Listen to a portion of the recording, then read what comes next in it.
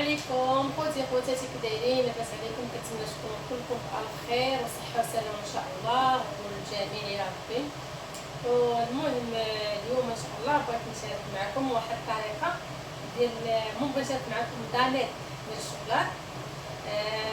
يعني هو رائع رائع بزاف صراحه، شفتو عند واحد السيده وصراحه عجبني وجربته وقلت علاش حتى انا ما نشاركوش معكم. قلت علاش لا، يعني الطريقه هي سهله المكونات يعني موجوده اصلا في كل بيت. فالمهم خوتي ما نطولش عليكم، غادي ندوز معكم ان شاء الله يعني نشارك معكم الطريقه وشنو هما المكونات الموجودين. كنتمنى الفيديو يعجبكم وما تنساوش خوتي اللي اول مره يشوف الفيديو يتابعوا عندي يعني تضغط على الجرس الاشتراك والجرس ان شاء الله. وشكرا لكم بزاف، وما ما كرهتش يعني تبارطاجيو يعني الفيديو ديالي مع الناس اللي كتعرفوا، يعني باش من يعني كما نقولوا بزاف ديال الناس باش يشوفوا حتى هنايا ما تكونش غير دايرين الماكله ومعاه داكشي. خصنا نبدلو الروجين، خصنا نتحركو بزاف ومزيان. المهم خوتي ما نطولش عليكم، غادي ندوز دابا ان شاء الله نحضر لكم الطريقه ديال الداليك. خليكم معايا. كتشوفوا نسمعكم هنا باش نقدم لكم شنو هما المكونات اللي عندي. فالمكونات اللي عندي هنا كاس ديال الكاكاو او بودره الكاكاو. فانا اللي عندي المهم فيه شويه ديال السكر، المهم الكاكاو اللي حلو ما عنديش الحادق يعني ما فيه السكر. عندي هنا كاس كبير ديال السنيده، عندي نص كاس ديال المايزينا او ذره النشا، عندي 2 كيسان ديال الحليب او نص، عندي 4 البيضات صفر بيض غير صفر البيض وحده، وعندي هنا الملحه يعني اللي عندي قبصه الملح، عندي هنا الزبده، المهم الزبده حتى الاخر غادي نحتاج منها غير معلقه من بعد، وعندي هنا فانيا. المهم كيف كتشوفوا معايا هنا كما قلت لكم عندي غير البيض، صفر البيض 4. المهم البيض انا حيدته هنا. المهم دابا ندوز معكم باش نشارك معكم الطريقه التحضير. سمحوا لي التريباض اللي كنصور كما قلت لكم في الفيديو السابق، يعني في واحد الكافي هرسوا لي الراس ديالها. المهم ما عليناش، ما عرفتش شكون دار داكشي، ما علينا، يعني راك نصور غير راسي دابا. المهم عندي المكونات. اول حاجه غناخذوا 4 صفار بيض كما قلت لكم، 4 ديال صفار البيض.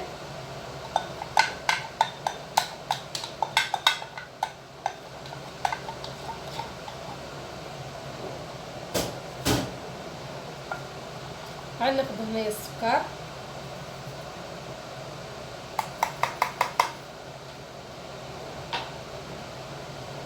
غناخذ قبيصه الملح، قبيصه غير شويه قبيصه الملح، وغناخذ هنا فانيلا كما قلت لكم،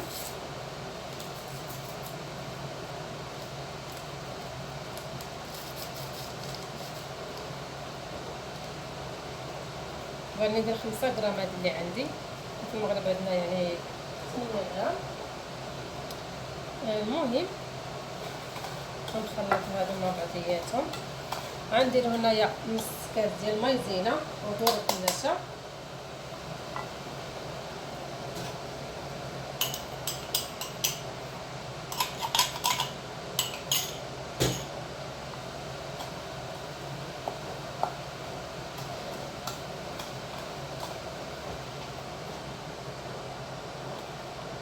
هنايا درت كما قلت لكم البيض، 4 بيضات صفر بيضه، قبصه الملح، كاس سنيده، نص كاس ديال المايزينا، فانيلا نخلطهم هكايا. هنا كنديروا الكاس ديال الكاكاو، هنا غنديروا 2 كيسان ونص ديال الحليب، وغادي نطربهم. الا عندكم طراب يدوي وكما مزيان، ما عندكمش ديروا الطراب الكهربائي. ممكن نخلطوهم مزيان مزيان مزيان مزيان المكونات مع بعضياتها.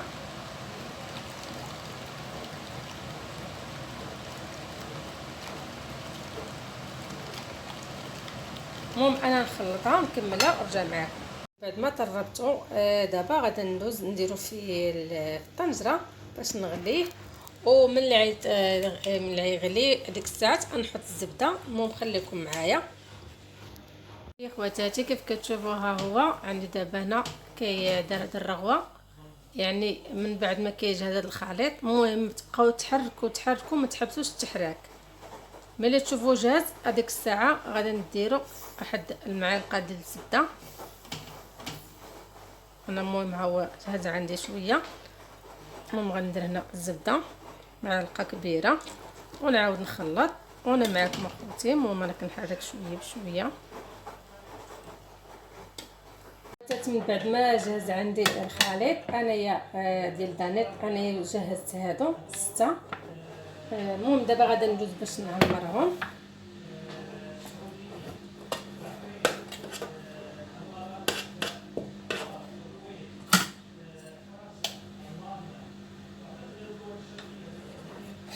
المهم دابا كنعمر هادو ونوريكم كيفاش يعني طلع الخليط. صراحه طلع رائع.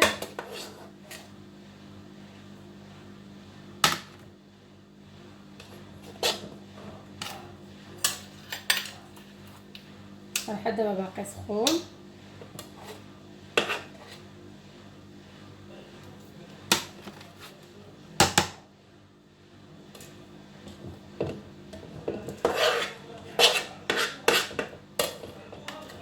دابا باقا سخون وما عرفتش كيفاش ندير الهزه.